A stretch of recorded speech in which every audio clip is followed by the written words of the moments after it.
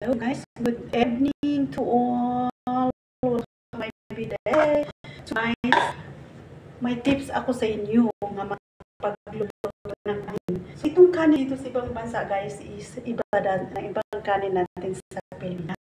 So welcome to you for my vlog. Gagawa ko ng kanin guys at hinugasan ko siya. I-try ninyo guys yung maghugas kayo ng bigas at lagyan niyo ng tubig. Tapos dyan lang, ibabad ninyo ang tubig at lagyan ninyo ng vinegar. So, malaki ang sistema ng rice, guys. So, mataas ang rice. So, pag lagyan mo siya ng tubig, ibabad mo yun sa tasa. At dyan lang ang tubig at ihalo mo yung vinegar. Kunti lang yung vinegar, mga isang cup lang yung vinegar, yung ganito nga vinegar, oh. Isang cup lang nilagay ninyo at isang kalahati yung takip niya ba.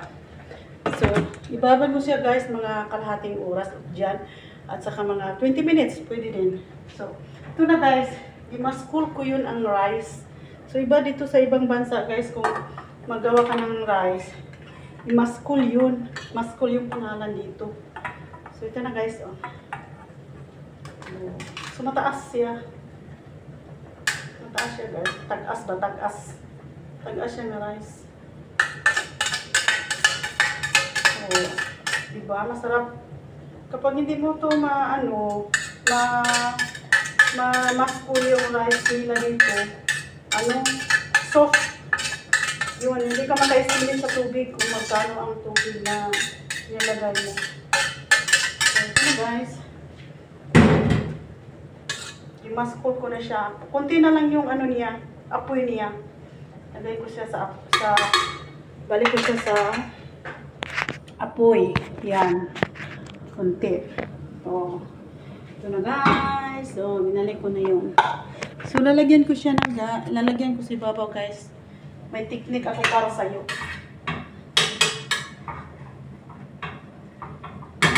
Tipid ito guys. Isang tipid.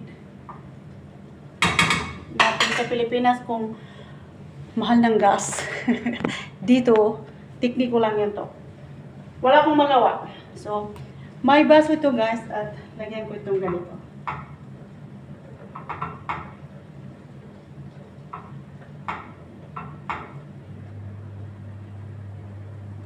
Tatlo yan siya guys.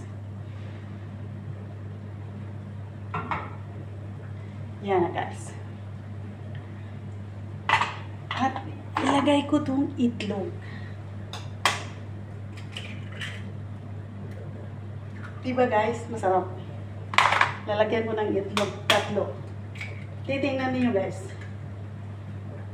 Isang imbento na to. Oh. Diba? Masarap. So, titingnan niyo guys. Ano ang ginagawa ko?